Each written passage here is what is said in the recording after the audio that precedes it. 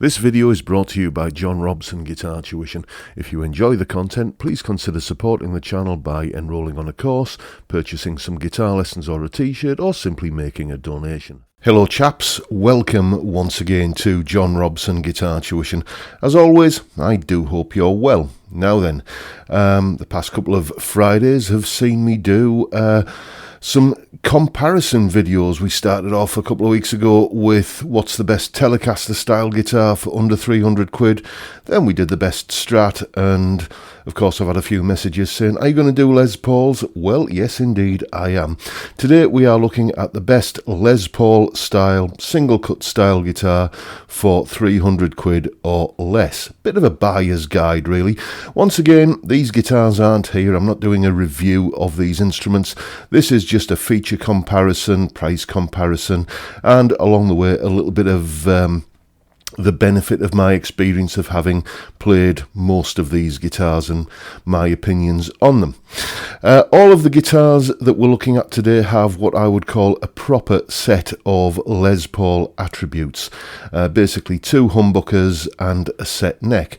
Now you can buy some guitars that are called Les Pauls. They have Les Paul on the headstock, obviously Epiphones, for less than some of the prices we're talking about here, but they're not really Les Pauls in my humble opinion, because they feature bolt-on necks. I guess Gibson, who own Epiphone, have the right to use the Les Paul name on any guitar they see fit, but to me that's a little bit like, well, VW own Skoda and they also own Bugatti. So if VW chose to put a Bugatti badge on a Skoda Fabia, would it be a Bugatti? You see what I mean? So all of the guitars we're featuring today have two humbuckers and a set neck, a proper Les Paul DNA test, if you like. So without further ado, let's have a look at the lineup. And here we have the cheapest guitar in the lineup, £143.95. We'll buy you a Harley Benton SC 450 Plus.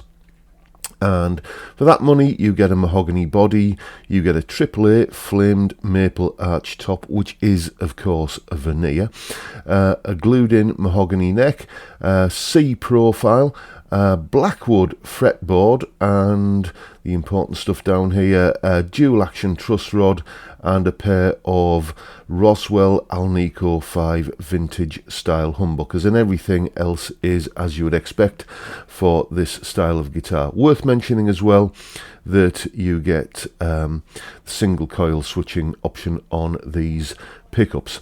Moving on to its bigger brother, the Harley Benton SC 550 Desert Flame Burst, which is a bit more expensive, 229 quid, let's call it 230 quid, and for that you get basically the same as we've just looked at, with one or two differences.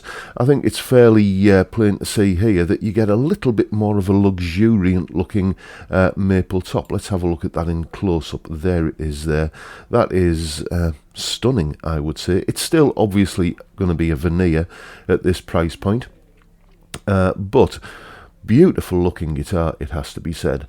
You get a Jatoba fretboard this time. I don't know anything about Jatoba, but I'm sure somebody will let me know in the comments section. You also get a slightly different neck profile. This is the more slimmed down, the slimmer 60s neck profile. I used to own its little brother, the SC 450 Plus, and that had quite a chunky baseball bat style neck, which is, you know, it's fine once you get used to it, but it did take a little bit of getting used to. This is just that little bit slimmer.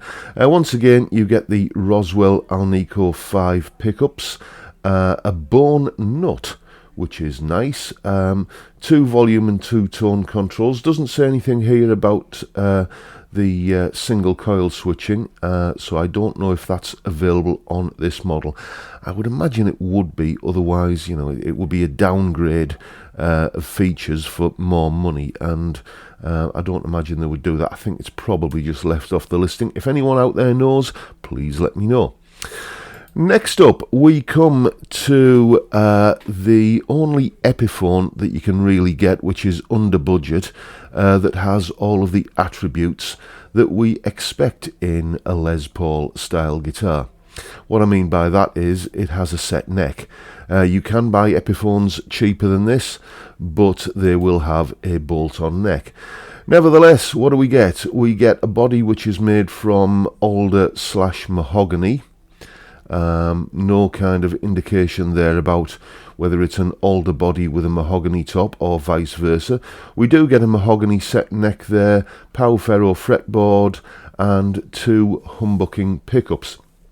No indication about what kind of magnets they have. Now, this is just a hunch, you understand, but given that generally speaking, Alnico magnet pickups are seen as something of, you know, a selling point, something of a positive, then you would expect that if this guitar did have Alnico magnet pickups, we would be getting told about it. And we're not. So I'm going to suspect that these pickups are ceramic magnet pickups, which fits with my experience of playing one of these guitars that belongs to a student of mine.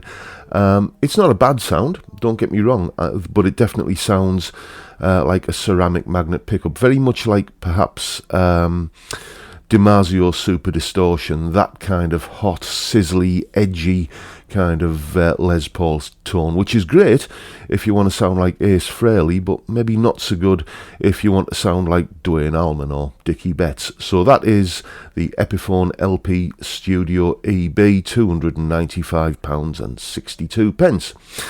Next up, a little bit more expensive than that, we come to the vintage V100 reissued flamed iced tea, which has all of the things that you expect on this style of guitar.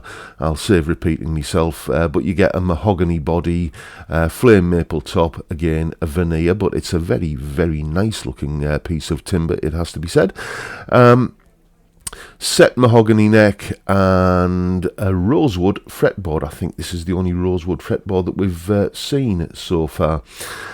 Wilkinson hardware and pickups, and I've actually owned one of these guitars a few years ago, and out of all of the Les Paul style guitars I've owned, it was the one that hung around the longest and got used the most, to be honest with you. So that is possibly an indication, or maybe it's just an indication of what my tastes in guitars are.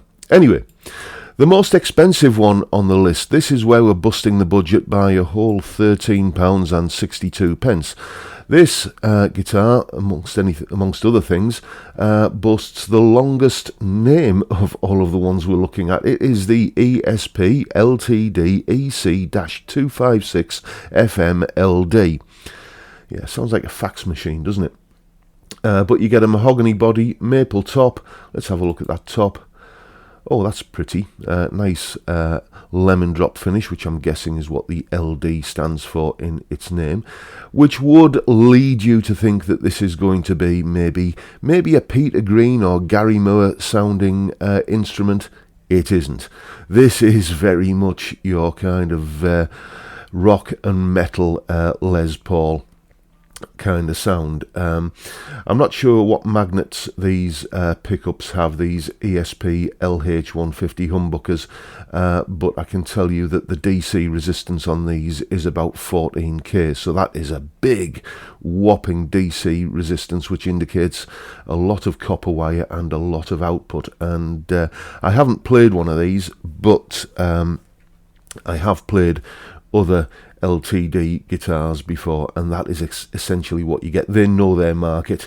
They know that people are wanting a metal guitar if they're going to be buying one of these, and that is exactly what you get.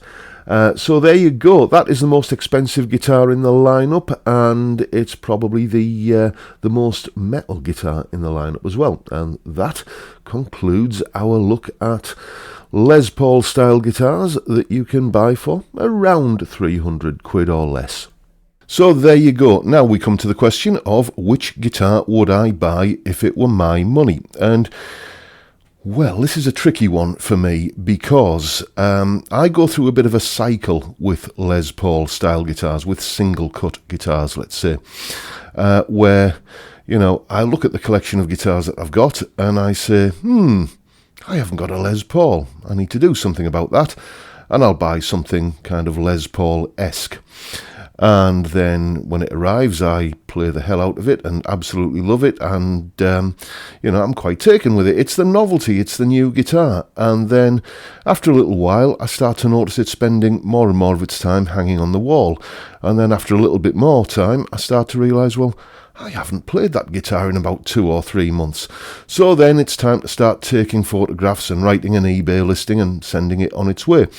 And then about 18 months or so later, I'll think, I haven't got a Les Paul, and the cycle will begin again. And I think I've been round that merry-go-round enough times now to realise that I'm probably just not a Les Paul kind of chap. So that's one answer to the question. But if I absolutely had to buy a Les Paul style guitar and I had this kind of money to spend, the Harley Benton SC 450 Plus, I've owned one of those, and you can actually hear it in action. That was the guitar I recorded my charity single on, which links are down below. All proceeds to Zoe's Place, as I'm sure you've heard me mention before. I recorded that charity single on that guitar, and it sounds really rather good. It sounds like a Les Paul, and it's under 150 quid. That is, I would say, the best bang for buck in this lineup. If I was going to spend 300 quid though, if I had that kind of money to spend and I wanted the best Les Paul style guitar for that money, I think it would be the vintage V100. As I said in that lineup there, that's the one Les Paul style guitar that I had for the longest. I've owned 2 Gibson Les Pauls, an Epiphone Les Paul, the vintage V100 and the Harley Benton SC 450 Plus. Those have been my Les Paul style guitars over the years, and the vintage V100 was the one that I used the most and hung around the longest. It's just that little bit better, I think. The volume and tone controls are usable across their whole range. More comfortable neck profile, and just feels, out of all the ones that I've played there, it feels the best put together. And if I was going for a Les Paul, that would be the one I'd buy.